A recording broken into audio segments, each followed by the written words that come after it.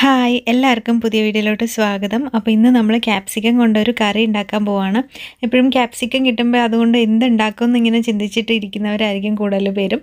അപ്പോൾ ഇതൊരു ഈസി ആയിട്ടുള്ള കറിയാണ്, നല്ല ടേസ്റ്റാണ്. ചപ്പാത്തിയുടെ കൂടെ കഴിക്കാൻ വേണ്ടിയിട്ട് ശരിക്കും നല്ല ടേസ്റ്റിയാണ്. എല്ലാവരും ഒന്ന് ട്രൈ ചെയ്ത് നോക്കുക. എന്നിട്ട് ഇഷ്ടപ്പെടുവാണെങ്കിൽ വീഡിയോ ലൈക്ക് ചെയ്യാനും ഷെയർ ചെയ്യാനും ഒന്നും മറക്കരുത്. സബ്സ്ക്രൈബ് ചെയ്യാത്തവരാണ് കാണുന്നതെങ്കിൽ സബ്സ്ക്രൈബും കൂടെ ചെയ്തേക്കുക. അപ്പോൾ നമുക്കിനി വീഡിയോയിലോട്ട് കിടക്കാം.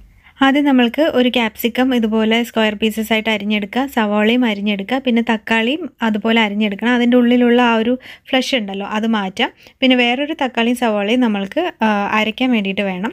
അപ്പോൾ ഒരു പാനിലോട്ട് ആദ്യം എണ്ണ ചൂടാക്കിയതിന് ശേഷം നമ്മൾക്ക് ഈ സ്ക്വയർ പീസസ് ആയിട്ട് അരിഞ്ഞു വെച്ചിരിക്കുന്നത് വറുത്തെടുക്കണം, ക്യാപ്സിക്കവും തക്കാളിയും സവാളയും കൂടിയിട്ട്. അപ്പോൾ ഞാൻ ഇതിൽ കുറച്ച് ഉപ്പ് ചേർത്ത് കൊടുത്തിട്ടുണ്ട് വറുക്കുന്ന സമയത്ത്.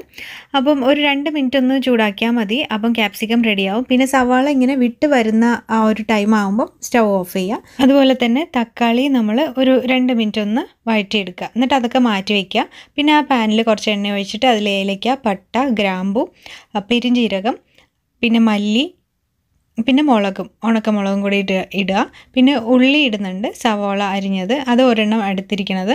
പിന്നെ നമ്മൾക്ക് ഇഞ്ചിയും വെളുത്തുള്ളിയും കൂടിയിട്ട് ചേർക്കുക. പിന്നെ തക്കാളിയും ചേർത്തിട്ട് നന്നായിട്ട് വഴറ്റിയെടുക്കണം. പിന്നെ നമ്മൾക്ക് ഒരു പിടി കാഷ്യൂ നട്ട്സും കൂടിയിട്ട് ഇടാം. എന്നിട്ട് നന്നായിട്ടൊന്ന് വഴറ്റിയെടുക്കുക. പിന്നെ ഇത് തണുത്തതിന് ശേഷം മിക്സറിലിട്ടിട്ട് നല്ല പേസ്റ്റ് പോലെ അരച്ചെടുക്കണം. ഇനി ഒരു പാനിൽ നമ്മൾ എണ്ണ ഒഴിക്കുക, ഇല്ലെങ്കിൽ ബട്ടർ വേണമെങ്കിലും ഇടാം.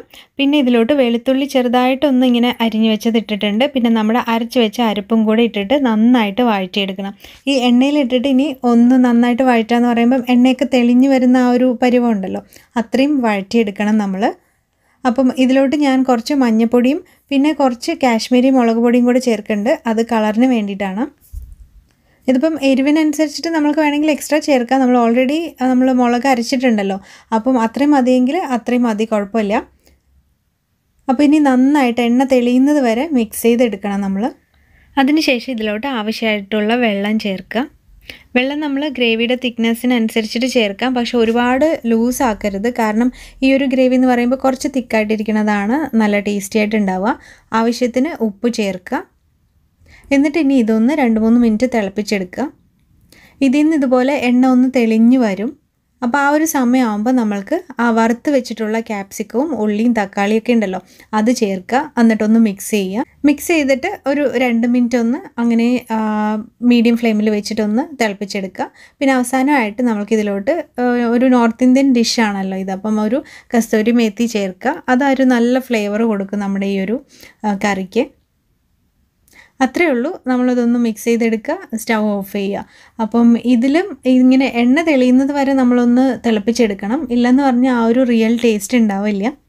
അപ്പോൾ ആ എണ്ണയൊക്കെ തെളിഞ്ഞ് വന്ന് കഴിയുമ്പോഴത്തേക്കും നമ്മുടെ കറി റെഡി ആയിട്ടുണ്ട്. കുറച്ച് നേരം കഴിയുമ്പോഴത്തേക്കും നല്ല കറക്റ്റ് കൺസിസ്റ്റൻസിയിലാണ് കിട്ടിയിരിക്കുന്നത്.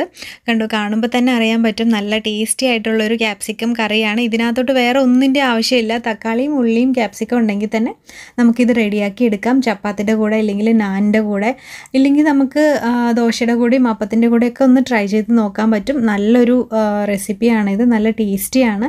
എല്ലാവരും ഒന്ന് ട്രൈ ചെയ്ത് നോക്കുക. ഇത് ഒരു നോർത്ത് ഇന്ത്യൻ റെസിപ്പിയാണ് ഇത്. അപ്പം ട്രൈ ചെയ്തതിന് ശേഷം ഇതെങ്ങനെയുണ്ട് എന്നുള്ളതിൻ്റെ അഭിപ്രായങ്ങളൊക്കെ തീർച്ചയായിട്ടും കമൻറ്റ് ചെയ്യണം. കമൻറ്റ് ചെയ്യാൻ മറക്കരുത്. പിന്നെ ഈ വീഡിയോ ഇഷ്ടപ്പെടുവാണെങ്കിൽ ലൈക്ക് ചെയ്യാനും ഷെയർ ചെയ്യാനും മറക്കരുത്. അപ്പോൾ നമുക്കിനി അടുത്തൊരു വീഡിയോയിൽ കാണാം. എല്ലാവർക്കും ഒരുപാട് താങ്ക്സ്. ബൈ.